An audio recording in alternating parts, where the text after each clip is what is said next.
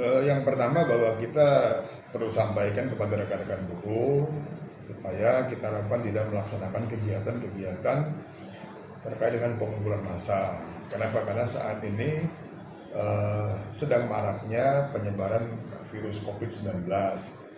Kenapa? Karena kalau terjadi pengumpulan massa yang cukup banyak, ini pasti akan menimbulkan penyebaran yang banyak.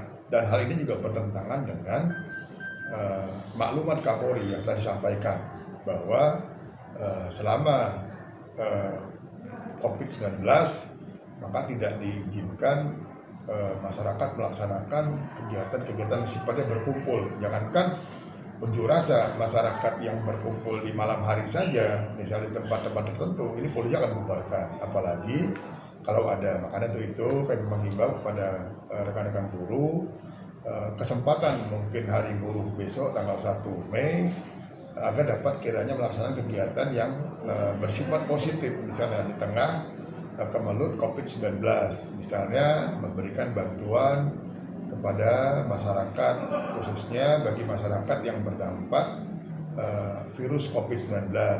Jadi tidak hanya memberikan bantuan itu seperti misalnya memberikan suatu barang, tapi misalnya melaksanakan kegiatan penyemprotan disinfektan ke tempat-tempat tertentu. Ini juga merupakan satu kegiatan yang sosial yang mungkin kita berharap di bulan suci Ramadan ini justru dilipat gandakan pahalanya.